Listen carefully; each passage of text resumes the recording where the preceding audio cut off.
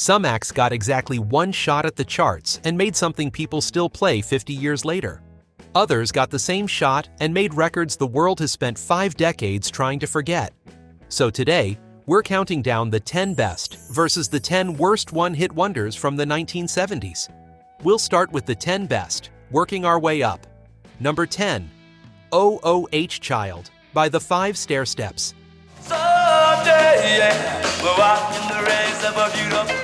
They were a family act from Chicago, 5 of the 6 Burke children, managed by their father Clarence, who had been a police detective.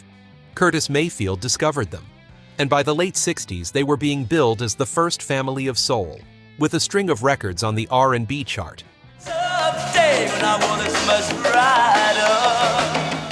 Then, in 1970, they recorded something gentler than anything they'd done before. OOH Child was written and produced by Stan Vincent, and it is essentially a message of reassurance from an adult to a child growing up somewhere difficult. It reached number 8 on the Hot 100 that summer and became the only pop top 40 hit the family ever had. It has never stopped working. Spike Lee put it in Crooklyn. It turns up in films and television constantly, and it's been covered by everyone from Nina Simone to Beth Orton. The youngest brother, QB, was only 12 when they started. 3 of the brothers have since died, but the record remains one of the most quietly comforting things on oldies radio.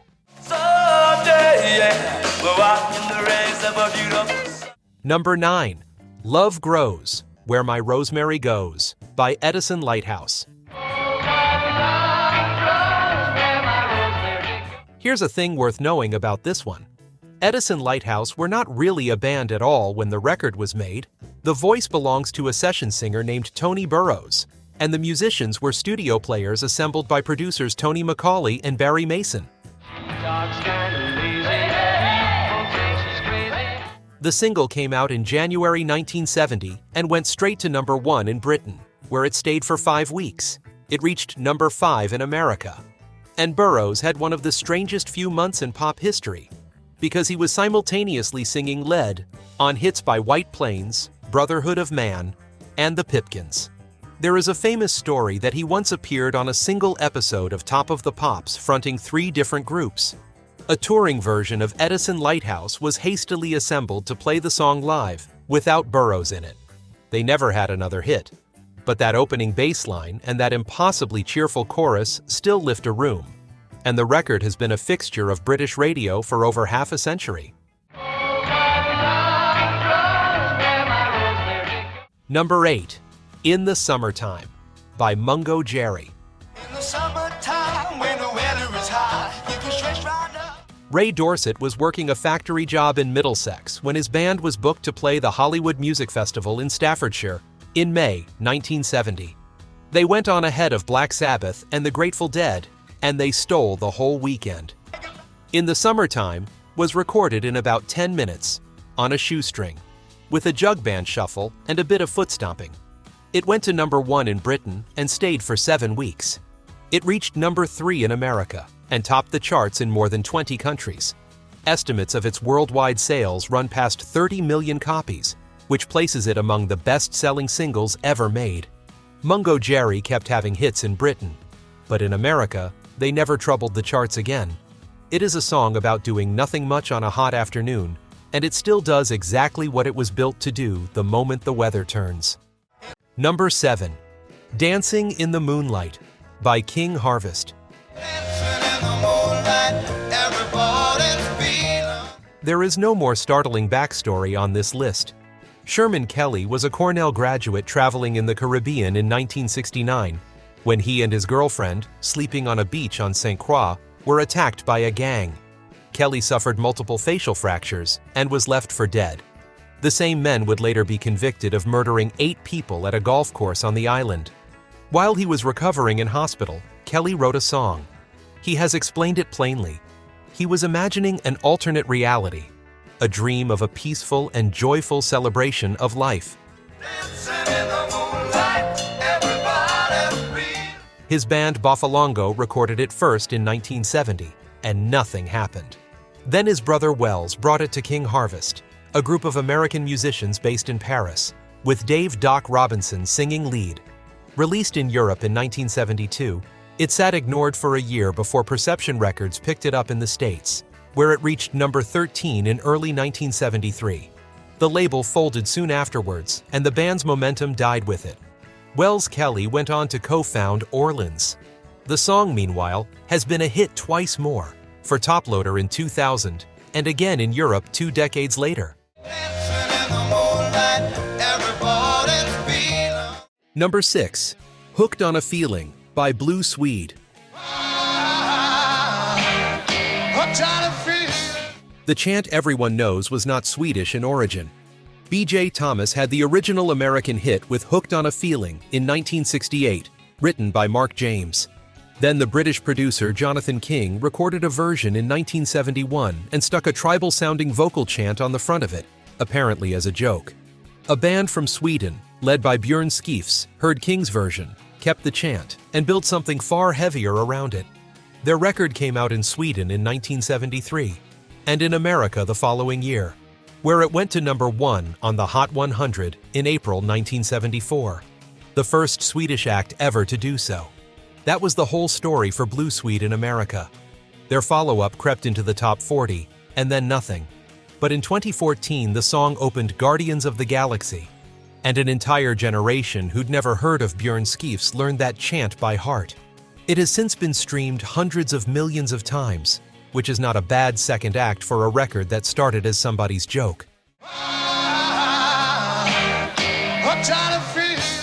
Number 5. Turn the Beat Around by Vicki Sue Robinson. Vicki Sue Robinson was a Broadway performer before she was a disco singer. She was in the original casts of Hair and Jesus Christ Superstar, and she had one of the biggest, most muscular voices anybody brought to a dance record in the 70s. Turn the Beat Around was written by Gerald Jackson and Peter Jackson, and Robinson has said she was reluctant to record it at first.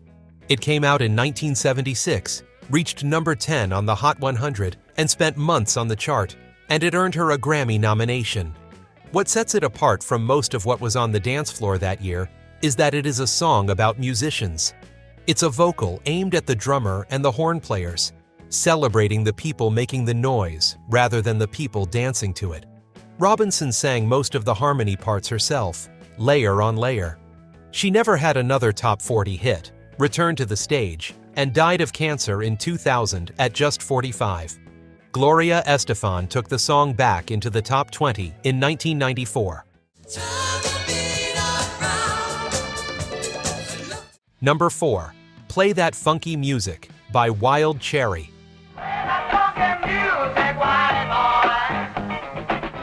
Rob Parisi had a rock band from Steubenville, Ohio, and by 1975, he was watching the rock clubs around Ohio and Pennsylvania close down while discos opened in their place. After one gig in the dressing room, he told the band they needed to find a rock and roll way to play this disco stuff. His drummer answered with a phrase he'd heard shouted at them from the crowd. Parisi grabbed a bar pad, the kind used for taking drink orders, and wrote the song on it. The band went into a Cleveland studio intending it as a B-side to a Commodore's cover. An executive from a small local label heard it, took it to New York, and Epic signed them. Released in April 1976, Play That Funky Music went to number 1 on both the pop chart and the soul chart, sold 2.5 million copies in America alone, and won an American Music Award. Within a year, a club band were playing arenas. They never had another top 40 record and split in 1979, partly under the pressure of being a rock band expected to keep being a funk band.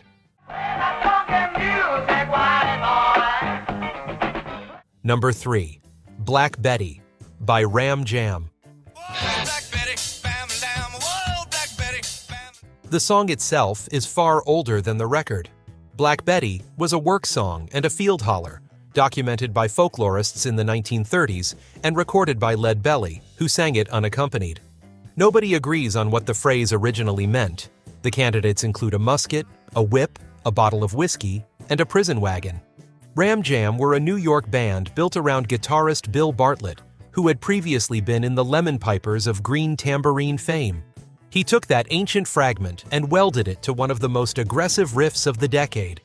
Released in 1977, it reached number 18 in America and number 7 in Britain. It arrived into real controversy. The NAACP and the Congress of Racial Equality called for a boycott, arguing the record was demeaning to black women. Ram Jam broke up soon afterwards and never came close to having another hit. Half a century later, the riff is inescapable. At sporting events, in films, in adverts, played by bar bands everywhere. And most people who can sing it have no idea it started as a prison work song.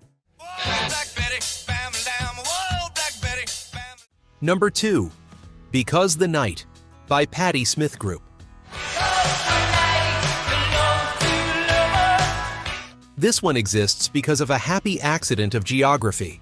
Bruce Springsteen was recording Darkness on the Edge of Town at the record plant in New York. Patti Smith was working in the next studio.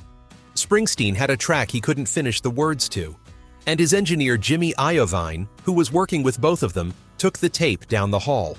Smith rewrote the lyric that night, waiting by the phone for a call from her future husband, Fred Sonic Smith. What came back was something neither of them would have made alone: Springsteen's melody and Smith's words, sung by a woman who had built her reputation on being difficult and uncommercial.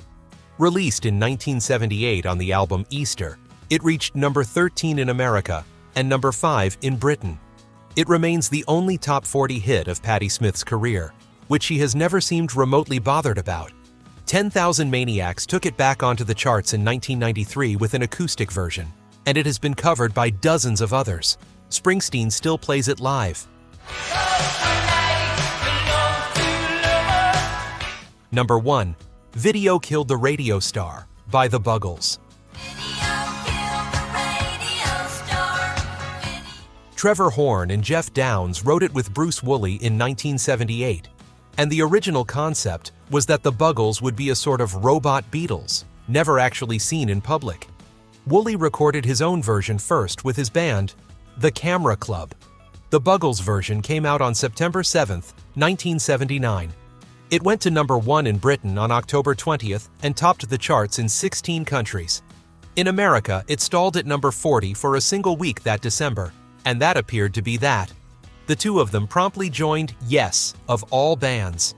Then, at 12:01 in the morning on August 1st, 1981, a new American cable channel launched, and the very first thing it broadcast was the Russell Mulcahy video for this song.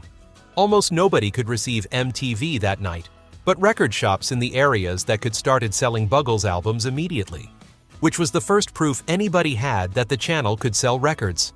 A song about one medium replacing another became the founding document of the medium that replaced it. It has sold around 5 million copies. Now, the other side of the coin. Here are the 10 worst. Number 10. Dead Skunk by Loudon Wainwright III. Dead skunk in the middle of the road, dead skunk. Loudon Wainwright III was a serious singer-songwriter, part of the wave of Greenwich Village writers being described in the press as new Bob Dylans. Then he drove past a dead animal on a road in Delaware, wrote a song about the smell of it in roughly 15 minutes, and spent the rest of his life being asked to play it. Released in 1973, Dead Skunk reached number 16 on the Hot 100. It was the only chart hit of a career that has now run more than 50 years and produced a great deal of excellent, thoughtful work that almost nobody outside his audience has heard. Wainwright has been fairly good-humored about it, though he has admitted the song became an albatross, and that having your one commercial success be a novelty about roadkill is a peculiar cross to bear. He has said he wrote it in the time it takes to drive a few miles. His son Rufus and daughter Martha both became respected musicians, and neither has ever had a hit as big as the skunk. Dead skunk in the middle of the road, dead skunk. Number 9. Kung Fu Fighting by Carl Douglas. Everybody was kung fu fighting. Carl Douglas was a Jamaican-born singer working in London when he went into a studio with producer Bidu to record a song called I Want to Give You My Everything. They needed a B-side.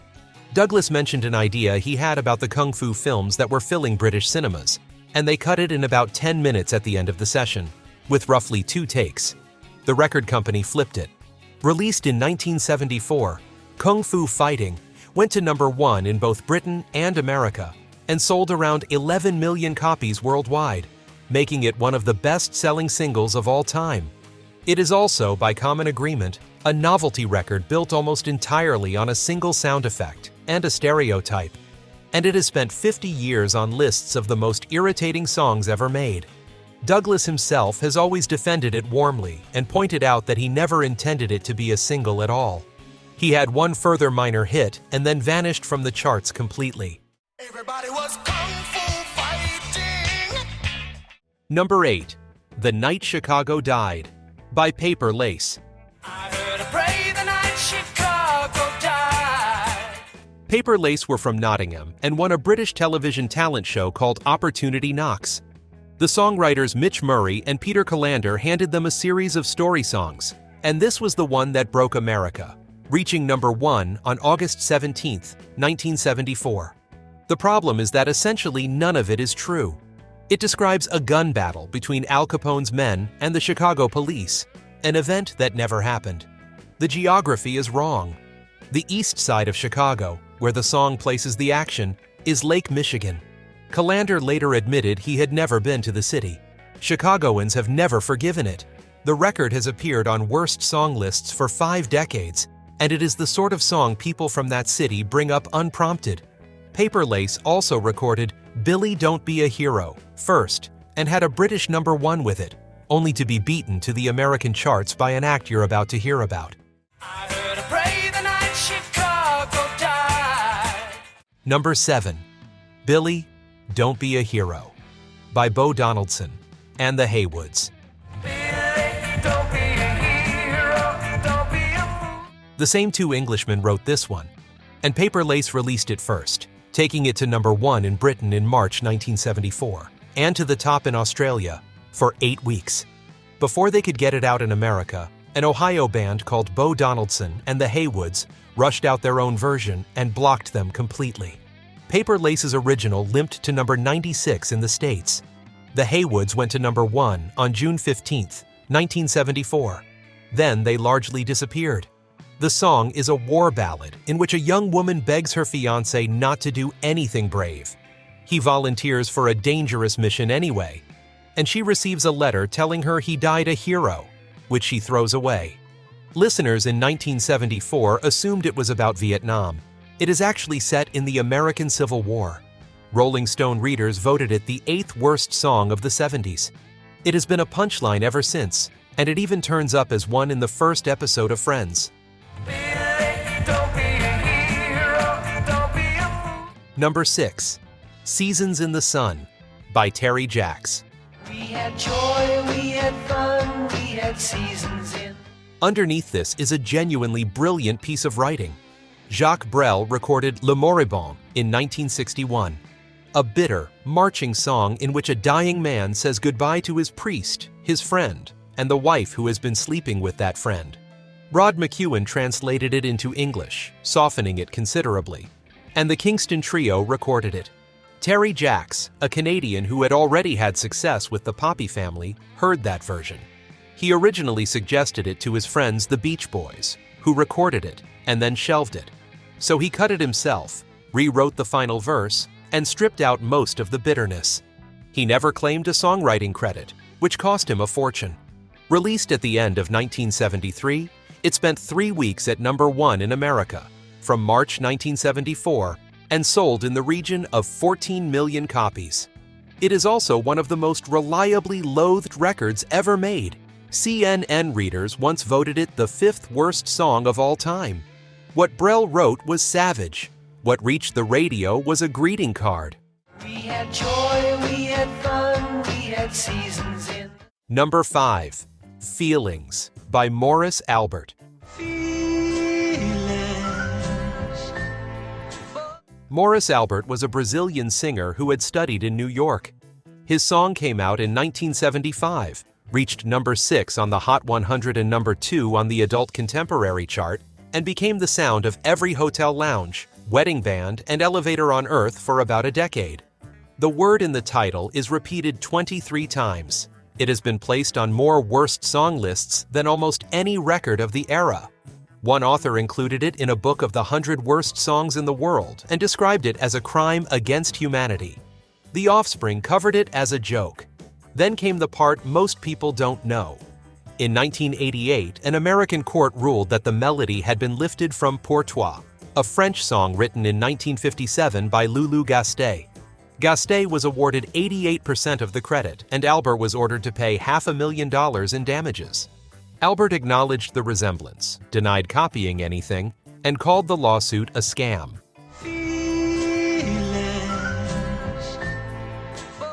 Number 4. Undercover Angel by Alan O'Day.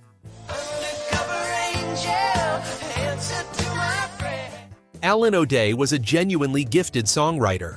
He wrote Angie Baby, a strange and clever record that went to number 1 for Helen Reddy in 1974, and Rock and Roll Heaven for the Righteous Brothers. Then he recorded one himself.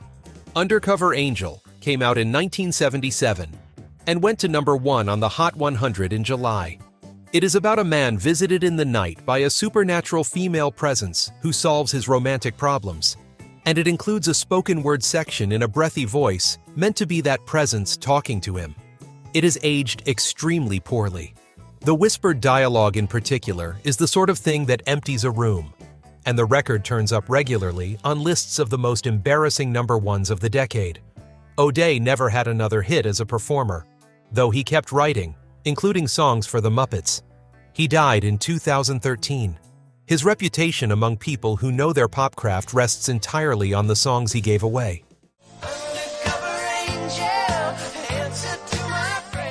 Number 3. Torn Between Two Lovers by Mary McGregor. This one went to number 1 in February 1977 and stayed for 2 weeks. It was co-written by Peter Yarrow of Peter, Paul and Mary, who also produced it, and it was inspired in part by Dr. Zhivago. Mary McGregor was a singer from Minnesota with a pleasant, unremarkable voice, and the record is beautifully made. The trouble is entirely in the content. The narrator explains to her partner that she is in love with 2 men at the same time, that loving one doesn't mean loving the other any less, and that she'd rather like to carry on with both arrangements if that's all right with everybody. Presented as a gentle soft rock ballad, it struck an enormous number of listeners as breathtakingly self-serving, and it has been a fixture on worst of lists ever since. McGregor had one further minor hit and left the business for years. In interviews, she has been philosophical about being permanently attached to what is essentially a polite argument for infidelity set to strings. Number 2. You Light Up My Life by Debbie Boone. The statistics are extraordinary. Released in 1977, it spent 10 consecutive weeks at number 1 on the Hot 100, the longest run by any single in decades, and won the Academy Award for Best Original Song and a Grammy for Debbie Boone as Best New Artist. It also has one of the odder stories behind it. The song was written by Joseph Brooks for a film of the same name. The version in the film was sung by a session singer named Casey Kissick, whose voice was heard in cinemas without credit. Boone's hit version was recorded separately over Kissick's backing track. Kissick spent years seeking recognition and never really received it. Boone, the daughter of Pat Boone, sang it as a song about God, which is not how most of the audience heard it. For its sheer inescapability, its syrup, and the way it flattened everything around it for 2.5 months, it has appeared on worst song lists for almost 50 years. Brooks was later charged with a long list of serious crimes and died in 2011. Number 1. Disco Duck by Rick Dees and his cast of idiots. Rick Dees was a disc jockey at WMPS in Memphis. He heard a man doing a duck voice at his gym, wrote a novelty disco song around it in a single day, and then spent 3 months trying to persuade anybody to record it. Dees couldn't do the duck himself, so he hired the man from the gym. Estelle Axton, a founder of Stax Records, put it out on her small Fretone label, and RSO picked it up nationally. It went to number 1 on October 16, 1976, held the #2 spot for 4 weeks afterwards, and sold over 4 million copies. The best part is what it did to his day job. His own station wouldn't let him play it, citing conflict of interest. Rival Memphis stations refused to play it because they didn't want to promote the competition. When Dees merely mentioned it on air one morning, WMPS fired him. That was 5 days before it hit #1. He landed at a rival station immediately, played it as much as he liked, and went on to a huge broadcasting career. The record itself has topped worst song polls ever since.